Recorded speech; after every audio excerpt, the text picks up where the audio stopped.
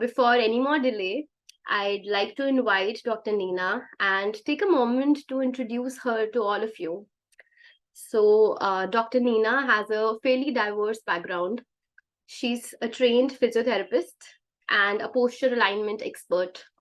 She's also a lecturer and an entrepreneur who currently manages her healing center called Atmatva in Noida. She is also a trainer in pranic healing, and her purpose is to simply advocate around living a healthier, wealthier, and a more purposeful life. I've listened to so many beautiful things about her, and there's so much to learn and so much more to say when it comes to her work and her background. But for now, I just want to say that, ma'am, we are truly honored to have you. And thank you for sharing your knowledge and extending your knowledge to the community. I invite you to take over. And before we talk about anything, I would just like to ask you how you're feeling right now. Thanks, Upasna. Thank you for this opportunity. Uh, well, I'm always happy to share. By the way, these are not my learnings. Uh, they're not my teachings. Let's put it like that. I have to give credit where it's due, and the main credit goes to my teacher, Grandmaster Choa. The topic of karma is a well discussed topic, and no matter how much you talk about it, there's always more to learn.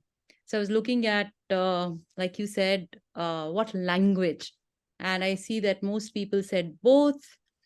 Somebody said "oh," which means another language. So, which other language? I can speak Italian, I can speak French, I can speak enough Spanish to get me into trouble, but not much, okay? But I think we'll just stick to English if that's okay. A mix of Hindi and English, chalega, I hope. And, when Upasna had contacted me, she said, we'll have about 40 minutes of talk and then some questions, time for question and all that. So I'll try and stick to that. The topic is really vast. Of course, I wanted to speak about this topic based on the teachings of Master Choa Kok Sui, and to make it a little practical. But also, I've really read up some books, even from Theosophy, Annie Besant's book on karma, and several others actually. But keeping it simple, I don't think anyone has explained it as simply as Master Choa Kok Sui. At least my understanding comes a lot based on his teachings. I've read many books also by Avtar Meher Baba, and I've listened to many speakers on the subject. But I keep coming back to what Master Choa says because I found कि उनकी teachings जो हैं वो बहुत simple हैं, practical हैं, so I'm going to try and stick to that during this session. All right, so we've already set out an intention to the universe, but I'd also like, since I belong to an energy school, many of you here belong to the energy school, so I'd like to always start with a small prayer. So again, I'd invite you to please put your hands on your heart, close your eyes, and think of whichever God, whichever Guru you believe in. And let's just ask for blessings to the Supreme Being. We thank you for all your priceless blessings. Blessings that some of us are well aware of, blessings we may not be aware of. For all the blessings in our life, we thank you. Blessings that we have received, we continue to receive, and will also be receiving in the future. For all these blessings, we thank you. Thank you for your divine guidance, divine help and protection. Thank you for blessing us all with a clear understanding of this topic. Thank you, thank you.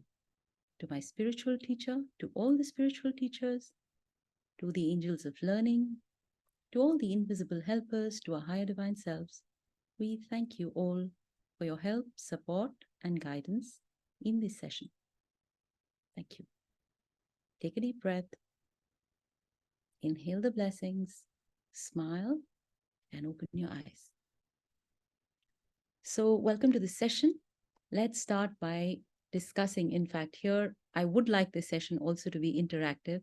So, in not more than 3 or 5 words, you can even use one word. Why don't you tell me, what do you think karma is? You can put it in the chat box.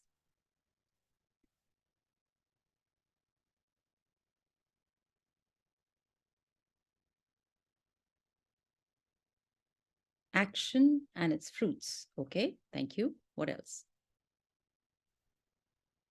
Everybody has some idea on karma. Sorry to interrupt, Nina. Some Yes, people are sending me direct messages. Please message in the group chat.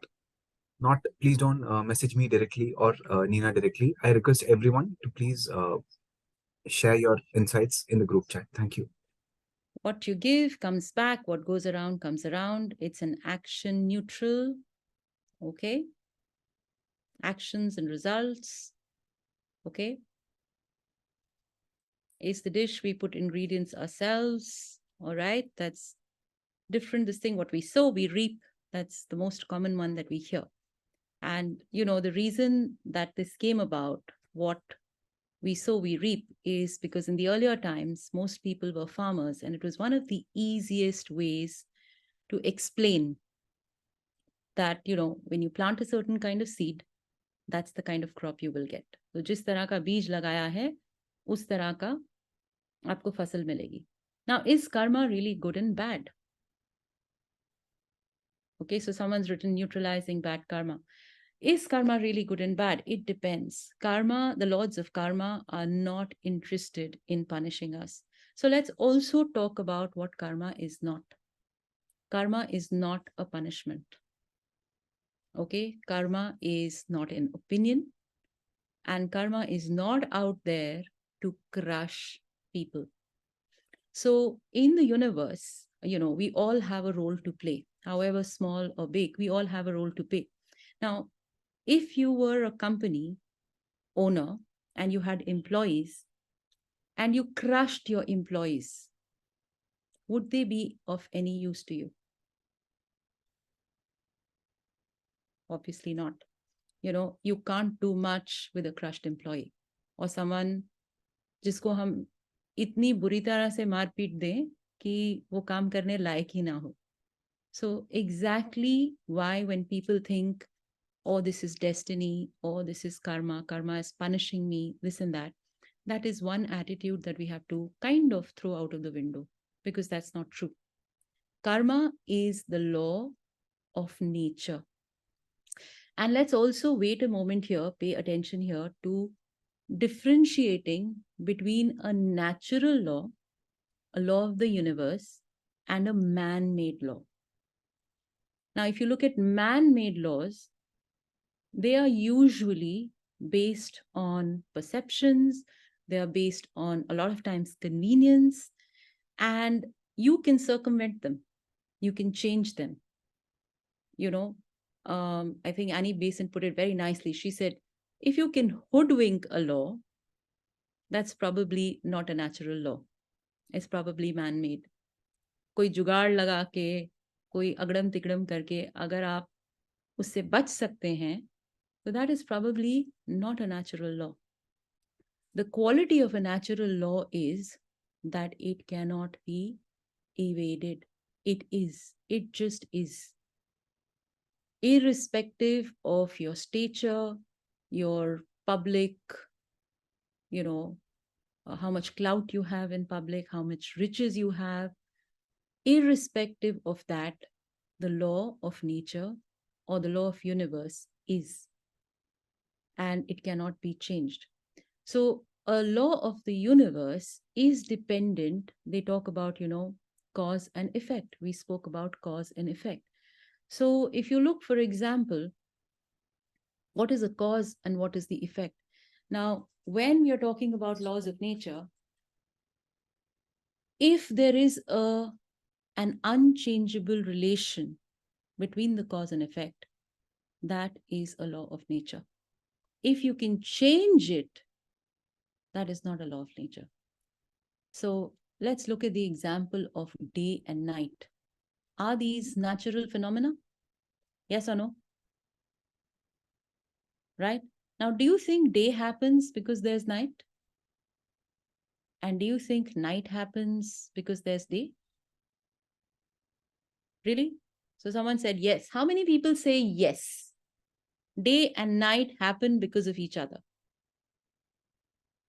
They're constant, right? Every day we see day and night happening. By the way, they do not happen because of each other. It's not as if night comes because there is day, and it is not as if day comes because there is night. Night and day happen because of the relationship of earth to the sun. We know that as a natural phenomena, the earth is rotating on its axis. The side which faces the sun gets the light and therefore has day, and vice versa. And of course, the timing of the daylight time and the night time, etc., keeps changing as per the seasons. This is a natural phenomenon. Now, unless and until something happens to change this relationship, you will have night and day. So it's not as if day is happening because there's night or vice versa. It's happening because there is a certain undeniable relationship between the earth and the sun. Are we communicating here? Making sense? So any law of nature is like that. The second thing is the laws of nature really do not worry about our opinions of them. Human laws, human opinions, they can change. Natural laws or universal laws really don't care. I mean, if you decided you don't believe in gravity and jumped off the roof saying, I don't believe in gravity, I'm going to jump and I won't fall because I don't believe in it. Do you think that's going to happen? Nope. You will fall. So, irrespective of your belief, the law of gravity will act, which says there's what does it say? That any matter will get attracted towards the earth because of the effect of the gravitational pull. Now, how does this make any difference to us? Do we also say that laws of nature cannot be, what do you say, gone against? They can. If you understand the relationship or you understand what is causing a certain result, you can take actions to counter it and thereby get a different result. And similarly, it happens with the law of karma. So when you understand that it's an undeniable law of nature, it's an undeniable law of the universe, and your understanding, a clear understanding of it, can help you do things that act upon it and change the result. So in any universal law, as long as you do not do anything to change the cause, the result will be the same time and again. Every time you drop an object, it will fall to the earth unless you act upon it. Now, you take the example, if I've got a pen, if I leave it, it will fall. It will fall directly down, right? That's easy to understand. But if I hold it as I leave it, I change the end result. The end result changed. It did not fall to the ground because I took action to change something. So again, repeating, anything in the laws of the universe, if we do not change, the result will always be the same. Now, whether we like it, we don't like it, we accept it, we don't accept it, that is how it is. The universe really couldn't care less. It's not there to impress anyone. It knows it is, so it has that confidence kind of thing. So it does not change. Now, a lot of us, we understand the law of gravity. We believe in the law of gravity because it's so obvious. But somehow, for some reason, we, think we can hoodwink something like the law of karma. Okay. Now, I hope we've established well that as a law of the universe, the law of karma is absolute. So unless we change cause and effect, unless we change the effect, the cause, the effect will not change. So unless we change certain conditions, the result will be the same again and again and again. Now, the law of karma, as explained by Master Choa Kok Sui, has certain properties. What are those properties? So first, it is cause and effect. It is not reward. It is not punishment. It is a natural law. It is not an opinion.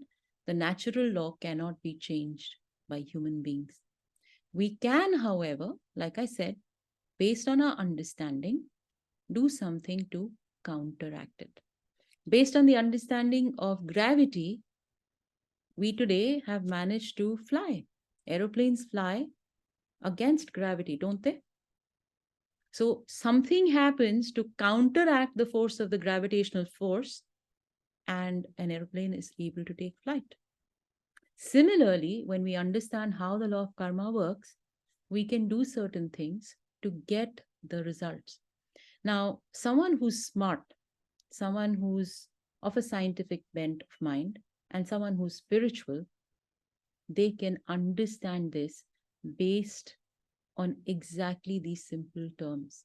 Master Choa would call the law of karma spiritual technology that you can use to create and navigate your future. So let's look at some of the properties of karma. Okay. And I know many of you have done Master Choa's classes. It's taught right from the basic workshop itself. It's really explained well also in the soul workshop, but here, so I'm going to be repeating some stuff. And, so he says the law of karma is cause and effect, right? He says the law of karma has a multiplier effect. What does that mean? What you give comes back to you many, many times. When you plant a certain tree, it gives many fruits. It doesn't normally just give one fruit. Now, energetically speaking, here's something else we can use to understand this. In the energy world, like attracts like. Now, whatever is there in your energy field, you will attract a lot more of it. Now, what you send out will come back to you. Like if you throw a ball towards a wall, the ball comes back to the thrower. Sometimes it comes back with more force, in fact. Now, as it is coming back, on the way back, it attracts more of stuff which has similar energy. So, if you look at it in terms of money, if you give 10 rupees, the karma that you create about giving will actually come back to you more than just 10 rupees. Now, of course, there is also something called the principle of lag time, which means what? It may take time. There is a certain gap between the cause and the effect, the result. And karmically speaking, that gap could be several months, several weeks, several years, even lifetimes. Okay. But it is absolute. So whatever you give out will come back multiplied. Not just the same amount, but actually multiplied. So you can look at it in terms of it's always a gain. It's always coming back to you with some interest. How many times is that interest? Well, that depends on the evolution. It depends on the type of karma, etc., etc., etc. Now, karma is also evolutionary in nature. We'll come back to it later. But we said you can use it to create and navigate your future. Let's look at one more property of karma. It is, we said it is multiplied, and there is this principle of lag time, which means that usually there is some gap between what you do and what comes back to you. Now, in the Indian text, karma has been described they say there are 3 types of karmas. They talk about the Sankshipt karma, which is the sum of all the karma from your past. They talk about the prabadh karma, which is the karma that you are kind of dealing with in this present lifetime or in this body, which is part of the samship karma, but you are kind of, it's been doled out to you to clear out or to neutralize, good or bad, in this lifetime. And then you have the agami karma, which is what you create in the present lifetime by your thoughts, actions, and deeds. Okay. So, one in every lifetime, understand, we are dealing with some karma we've brought in from our past. And simultaneously, we are creating more. It's only when all the karma is completely finished, no good, no bad, nothing, it's all balanced out, you won't have to come back. But till you have even this much left, there is no choice. You will have to come back. So people who attain samadhi or the great saints, they have basically finished their cycle of karma. And then they are given the choice of coming back. But at least in our school, we believe that till you do not finish that karma, that account, you will keep coming back as many times as needed. Okay. So any questions so far? Are we clear on this till now? So we said karma is universal. It's a natural law. It's cause and effect. It's got a multiplier effect. It's got a lag time. We said there are 3 types. As per the Rig Veda, at least that's what it says. Now, I also said that karma is spiritual technology, according to Master Choa, that can be used by us to create and to navigate our future. So it's a very simple thing. Whatever we are dealing with currently is the result of something that we sowed in the past. Whatever fruits we are harvesting today is something that is the result of some seeds we put it in the past. Now, you can't really go back to the past and change the past, but Master would say you can create your future. You can choose the fruits that you want in the future, and based on that, you can plant the seeds currently. Also, he says you can use it to navigate as you go along that path, because you can actually, if you come across obstacles, you can change your path.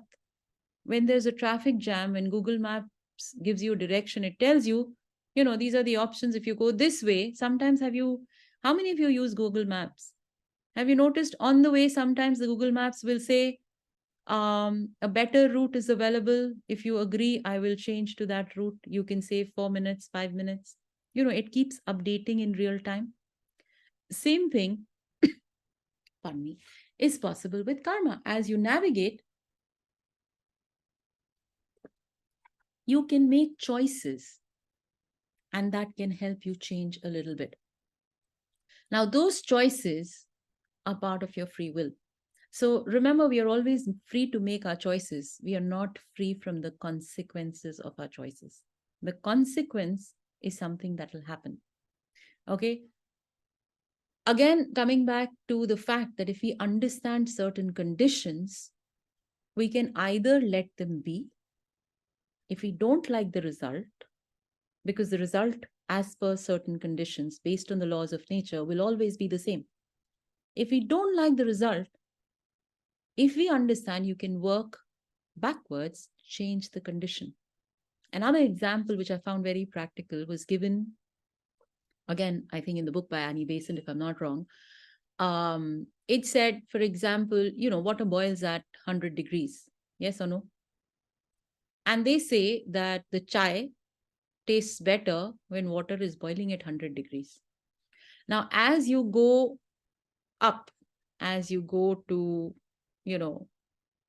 a higher place, because the pressure decreases, water will boil not at 100 degrees, it'll actually boil at a lower temperature, say 90 degrees, 95 degrees, whatever. And they say the chai that you're making at 95 degrees boiling point water will not taste the same as the chai you're making at 100 degrees of water. So either you accept कि ठीक है आप एक height पे चले गए हो, वहां पे प्रेशर कम है, तो इतने पे जल्दी पानी बॉयल हो जाता है और इसमें जो चाय का टेस्ट आएगा वो एक्सेप्ट कर लो. But let's say if you're somebody finicky, if you're a foodie or, one of those tea enthusiasts, and you say, no, no, I want that exact chai that is made. When I read this example, I understood why the chai is different in different places. Now, if you understand that and you say, no, no, I want the water to come to 100 degrees and then boil, what do?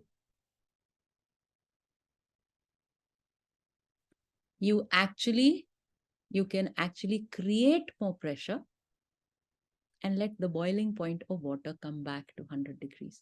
So you can counteract by the understanding, you can counteract the lack of pressure, create more pressure, and get your same chai. Because, like we said, if the conditions are the same, the result will be the same. That's the law of nature. Now, I also said you are free to make choices. You are not free from the consequences, right? So, let's say you drop a seed on fertile ground. You can't say, and that, everything is ideal. You can't say, I don't want the plant. If the seed is dropped in the right conditions on fertile ground, it will germinate and sprout out unless something is done to change that condition. Okay, so we are not free from the consequences. Now, how do you use all of these things in a practical manner in your life? So you have to really evaluate your life. Master Choa would always say, without awareness, there can be no transformation. If you're doing the same thing, and wanting different results, it's not going to happen. So why don't you start the other way around? You decide, what is the result I want? And in order to get this result, based on the universal law of karma, what do I need to do? The law says, what you give, you will get. So whatever you want to get, you have to make sure you're also giving. And similarly, whatever you don't want to get, you have to make sure you're not planting that seed on fertile ground.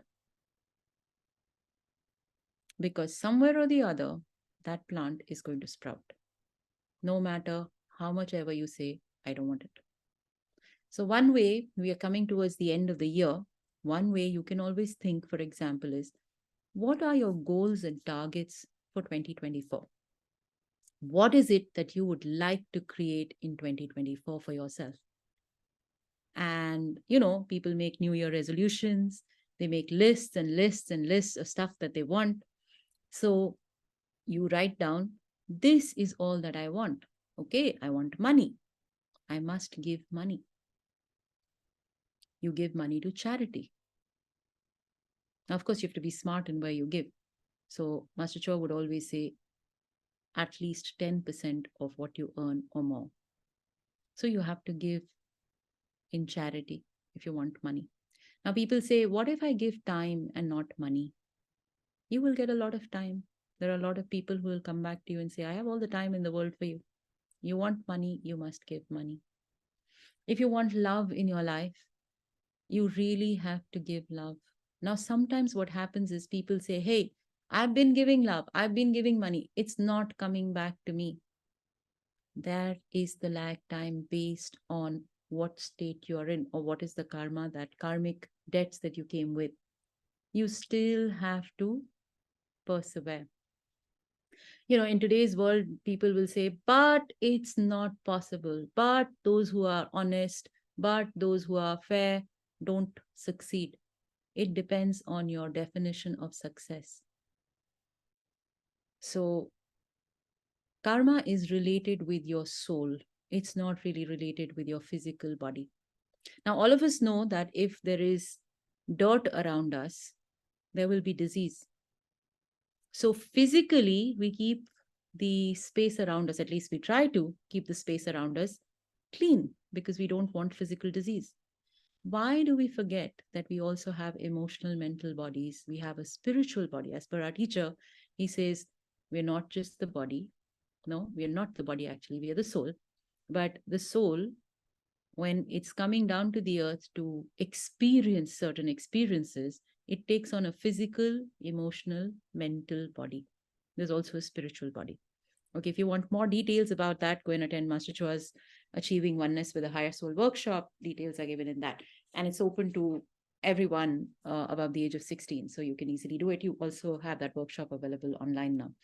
So if you don't clear your mental, emotional state, and if you don't clear, keep your spiritual body clean, then there will be confusions there.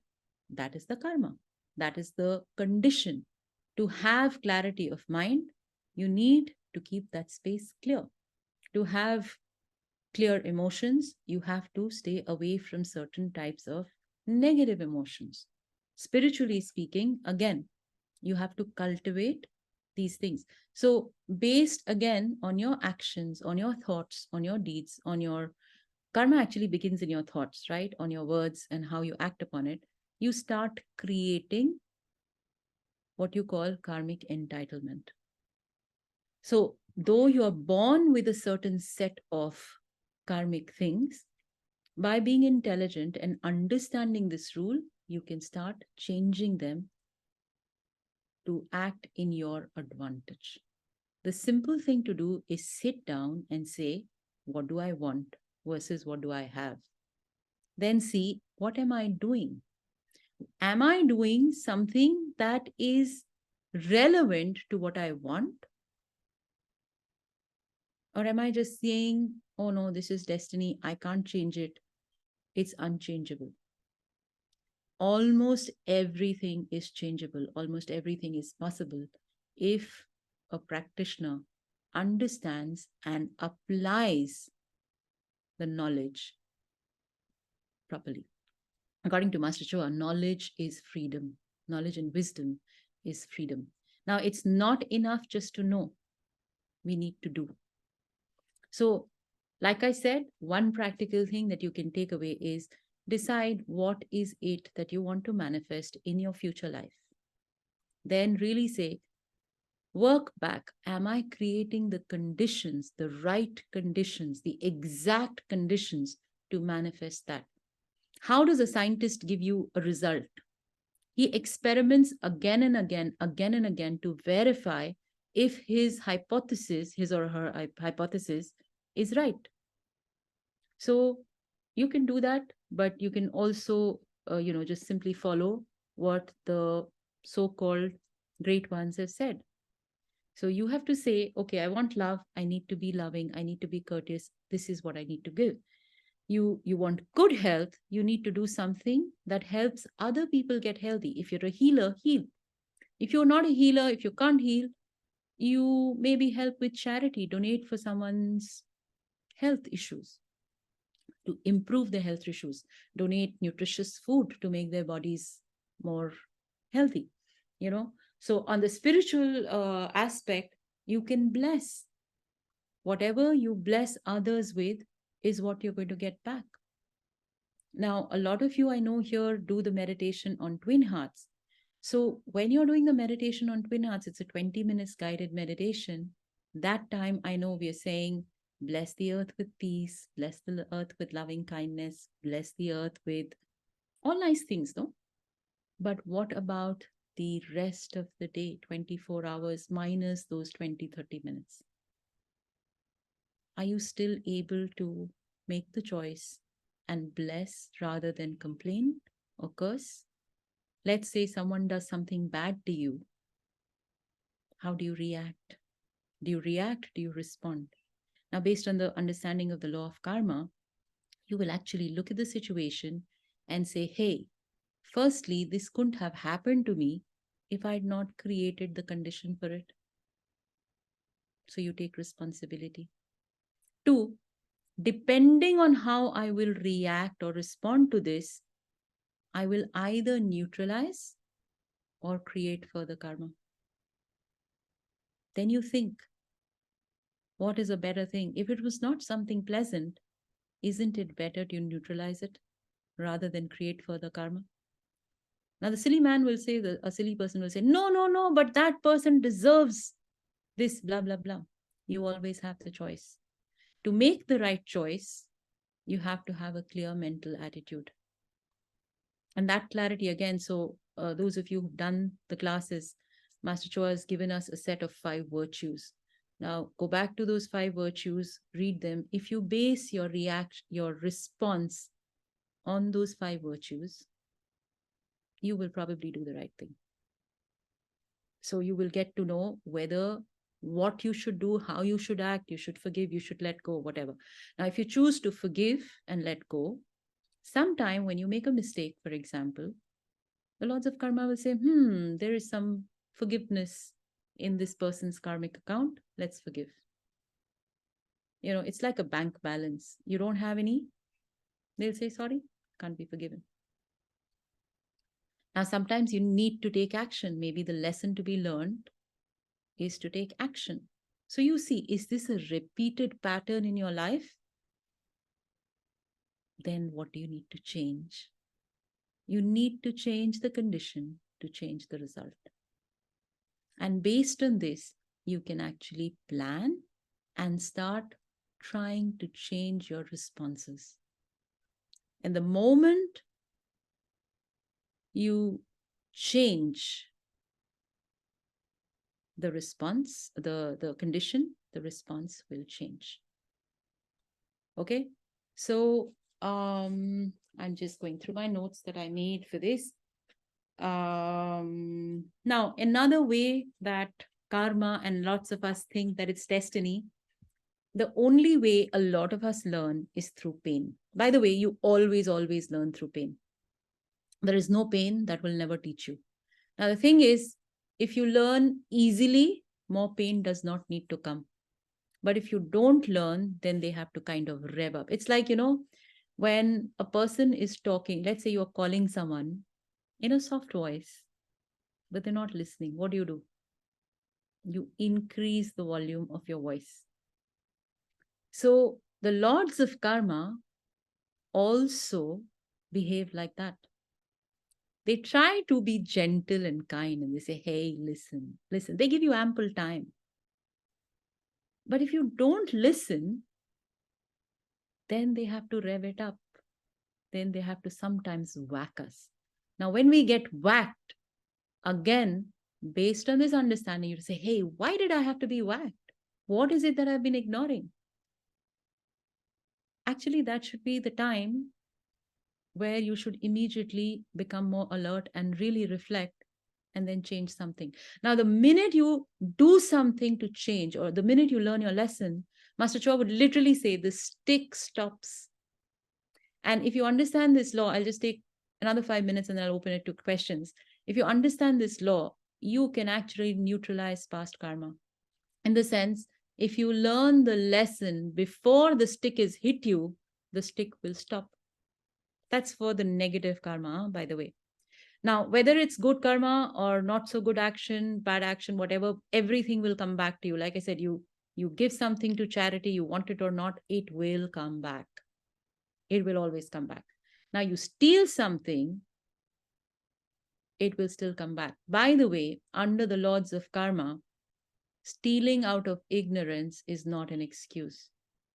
That can happen for what they say, baby souls. A little child, if they do something wrong, they really don't know. When they're really babies, they don't have any understanding of right, wrong, etc. They don't really have karma. But when you come to a stage where your brain starts differentiating good or bad, then you do have karma. Okay. And as you go up on the spiritual path, as they say, when you have more understanding, more power, you have to use it more responsibly. You can't say, I didn't know, I was careless. You can be careless once, twice. The third time, you will get whacked. So ignorance is not an excuse, not for someone who's a grown adult, or again, we say adult also on the spiritual path. You can't say, I didn't know. Not good enough. It will still create karma. So you really have to be mindful of your thoughts, your words, and your actions. And You can always get better and better. Now, the change does not happen overnight. As long as you're aware and you are trying, you will also be helped. When the laws of karma see, oh, this person is really making an effort, they will combine and they will help and contrive to make it easier for you. But you have to have that genuine willingness to transform and change. All right. So I think more or less with that, this general, I mean, it was just a general topic. I thought I didn't want to make it too complicated. I hope that gave you some insights. I think Upasana, you'd given me 40 minutes. I've gone over by about a few, but that's about it. Let's open the floor to questions. If someone has questions, and I can help with. Yeah, Nina, I have a question. Yes. So what role does intention play in modifying a karma? Oh, very good question. So, intention, now let's say you wanted to do something good, but the result was something not so good. Is that what you're asking, for example? If I can rephrase,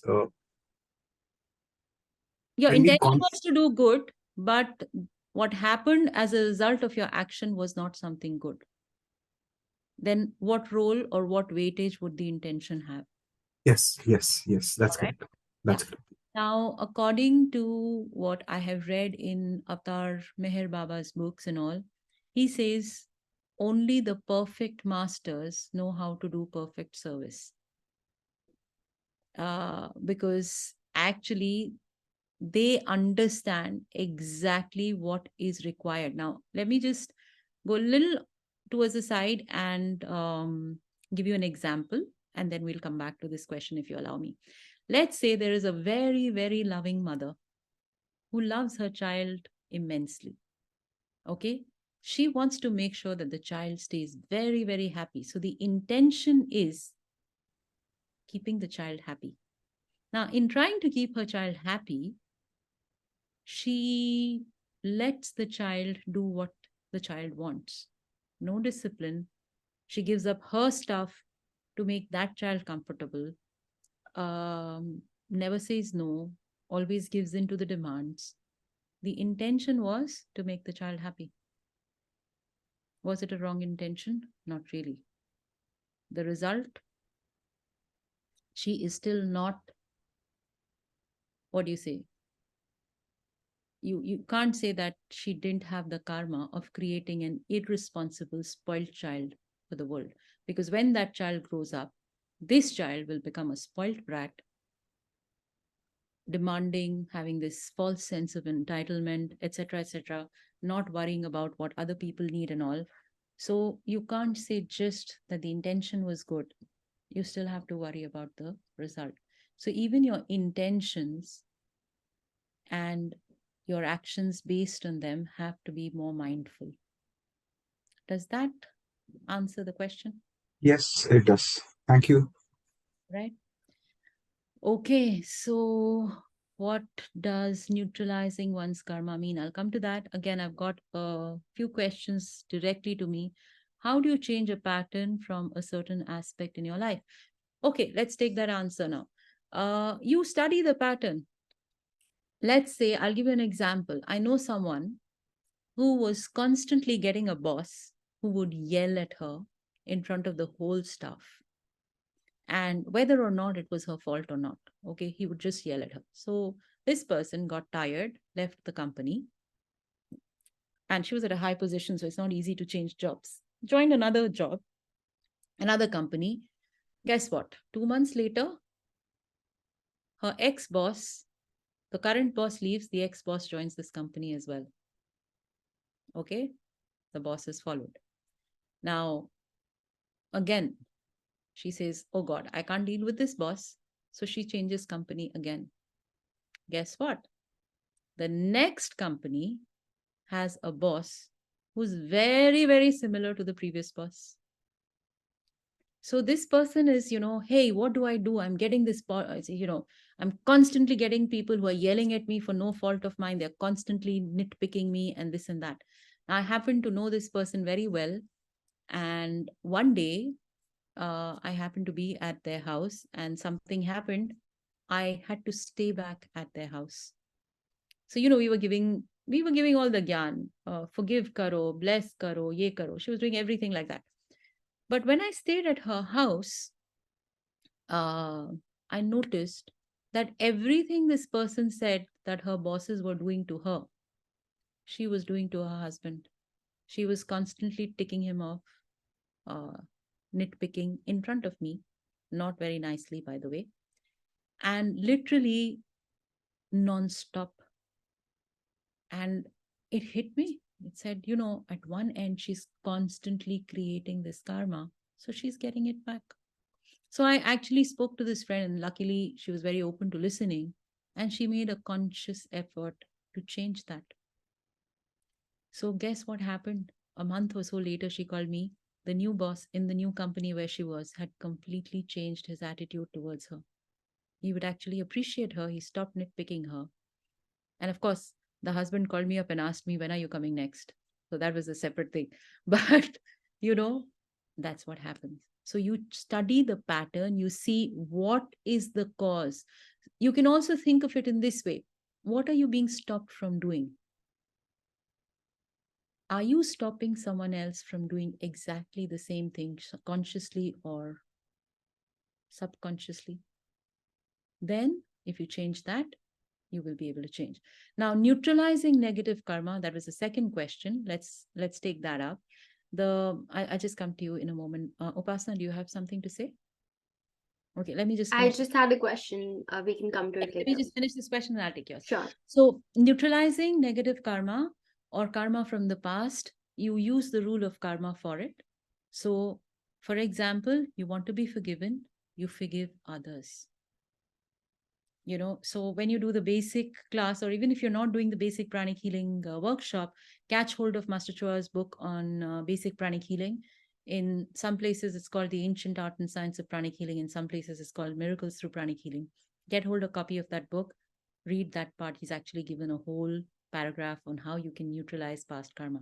So it's like we said, if you learn the lesson before the karmic stick hits you, it'll stop.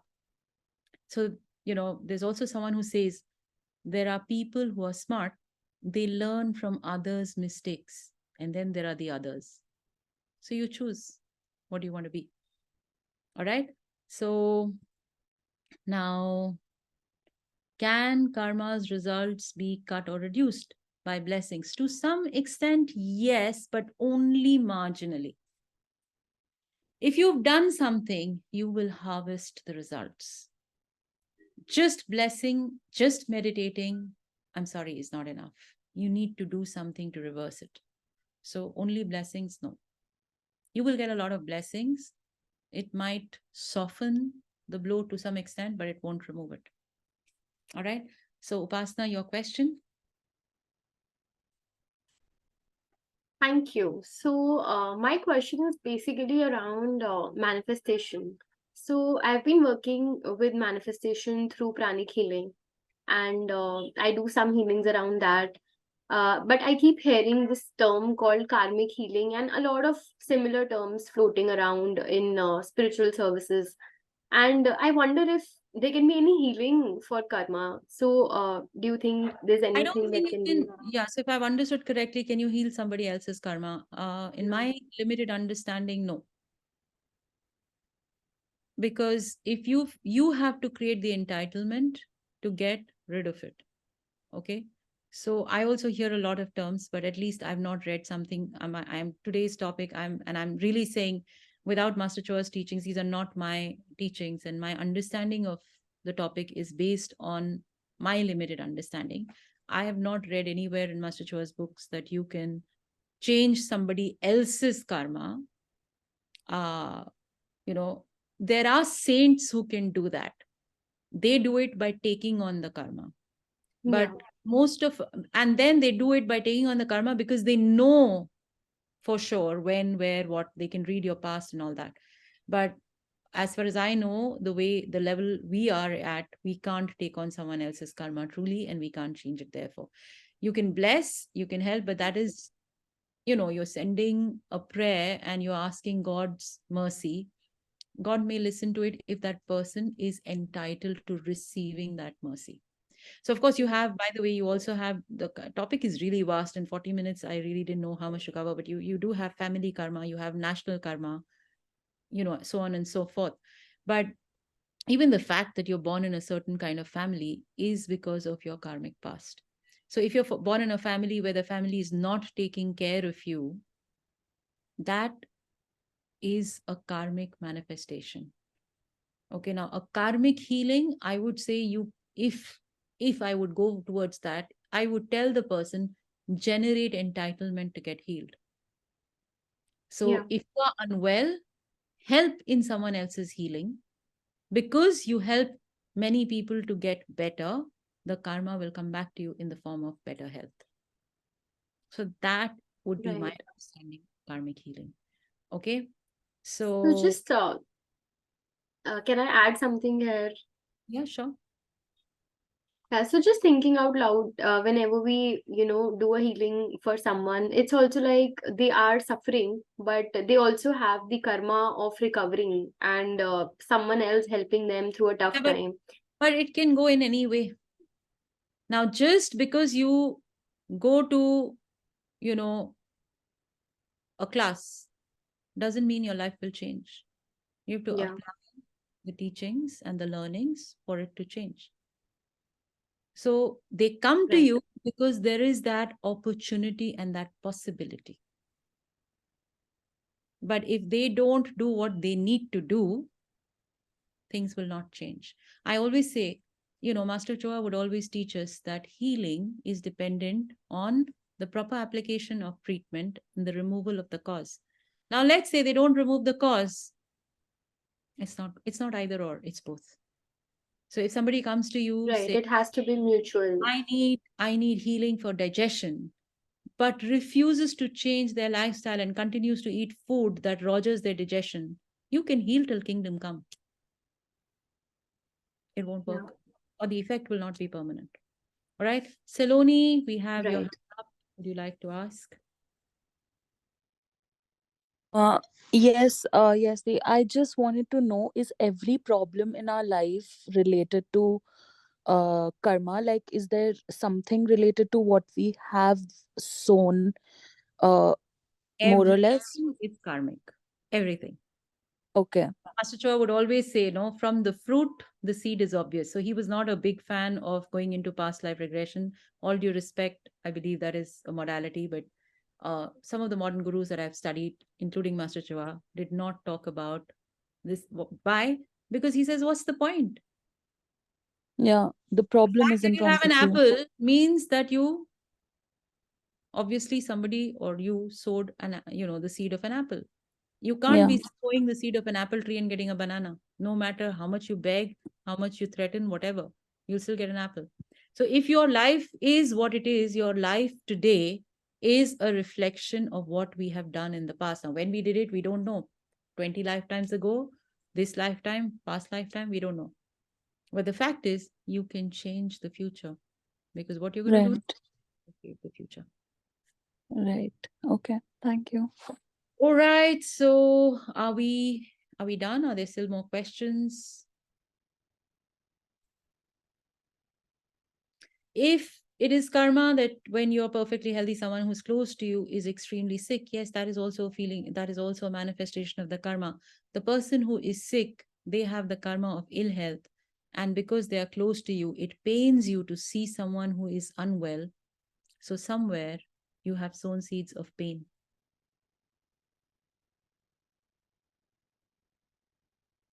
Because it's painful to see a loved one suffer. So you have to then go into this thing. It is said actually not just three, about four, if I'm not wrong, as per at least what I read in the Astara degrees. It's 4 lives karmas. Okay. There are a lot of people who've messaged me as well, Upasna, asking for the recording of the session. So please do let me know Yeah, when. we will be sharing, Nina, we will be sharing the recordings on Instagram, Facebook, as well as YouTube, and we will be sharing it. So All right. So shall we close it here? then I'd always like to close with a small prayer. So please put your hands on your heart again. Smile. Mentally say, Lord God, thank you for your blessings. I'd like you to just make the intention again to be a little more mindful based on whatever little understanding we have today. Visualize yourself being a little more mindful in your thoughts, in your words, in your actions. May they be constantly guided by a higher divine self. Lord God, thank you for blessing us with the awareness and the willingness to accept what we cannot change, to change whatever we can.